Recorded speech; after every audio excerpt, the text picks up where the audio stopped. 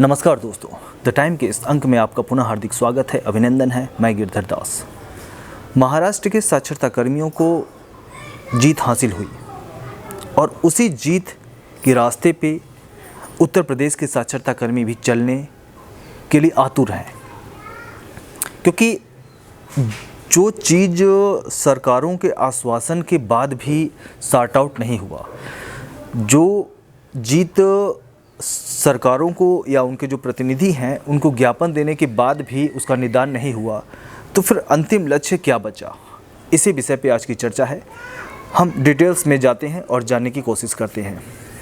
अभी हाल ही में हमारी बात महाराष्ट्र के कुछ साक्षरता कर्मियों से हुई और मेरा सबसे पहला क्वेश्चन यह था कि क्या आप लोग का जो मानदेय है वो आज भी बकाया है अन्य राज्यों की तुलना में या नहीं। तो प्रेरकों के द्वारा साफ साफ ये बताया गया कि सर, हम लोग का जो मानदेय है वो वर्तमान समय बकाया नहीं है। तो मैंने पूछा किस कारण से, कैसे आप लोगों ने इस चीज़ों में विजय हासिल की।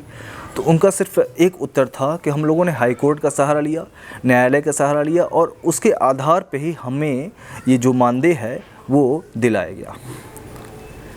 तो उसी तर्ज पे अब जो उत्तर प्रदेश के साक्षरता कर्मी संघ हैं वो हाई कोर्ट जाने की तरफ अग्रसर हैं। उनकी वकीलों से बातचीत भी हो रही है और संभवतः कुछ दिनों में इसका जो सॉल्यूशन है वो निकल जाएगा।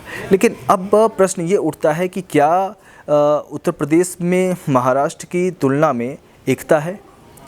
क्या उन लोग के पास ये चीज़ है जिसके आधार पे वो लड़ाई को लड़ सकते हैं और जो कोर्ट की तरफ जाएंगे, क्योंकि कोर्ट में जाने का सबसे बड़ा जो प्लस पॉइंट होता है वो उस संगठन में एकता का भाव होना चाहिए। अगर एकता है तो हम किसी भी चीज़ को पार कर सकते हैं, क्योंकि अब किसी भी वकील से अगर आप संपर्क करते हैं, चर्चा करते हैं, तो वहाँ ज़रूर आर्थिक चीज़ों की दिक्कत आ सकती है। तो इन सब चीज़ों से निपटने के लिए जो भी उत्तर प्रदेश के साक्षरता कर्मी संघ हैं उन्हें एकजुट होना पड़ेगा और इस विषय में मंत्रणा करनी होगी ताकि जो भी चीज़ें हैं वो डिक्लेयर्ड हो सके। इसके लिए जो भी अगर ग्रुप उत्तर प्रदेश साक्षरता कर्मी संघ के द्वारा चलाई जा रही है तो ग्रुप में वो डिटेल्स भेजें। वकीलों से बात हुई तो वकीलों से उनने क्या निष्कर्ष निकाला और कितने पैसे इसमें खर्च आएंगे, इन सब चीज़ों की डिटेल्स अगर साक्षरता कर्मियों को मुहैया करा दी जाती हैं, क्योंकि ये कोई भी कर्मी हो वो बखूबी जानता है कि अगर हम न्यायालय की तरफ रुख करते हैं तो ज़रूर इसमें कुछ न कुछ आर्थिक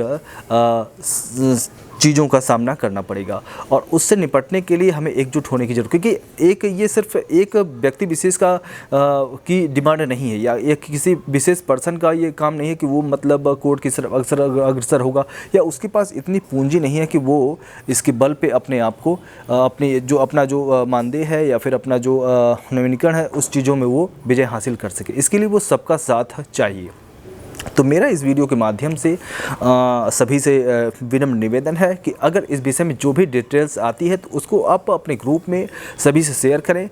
वकीलों से बात होने के उपरांत कौन कौन सी बातें हुई, क्या मंत्रणा निकल के सामने आई और इसका सलूशन क्या वकीलों के द्वारा बताया गया और कब तक इससे हम निजात पा सकते हैं। तो आप आज के लिए बस इतना ही। अगर आपको यह विचार अच्छा लगा हो तो प्लीज़ चैनल को लाइक करें, शेयर करें, सब्सक्राइब करें ताकि इस तरह की जो भी तथ्यात्मक खबरें आती हों हम आप तक लाने का पूरा प्रयास करते रहें। इसी के साथ धन्यवाद, नमस्कार।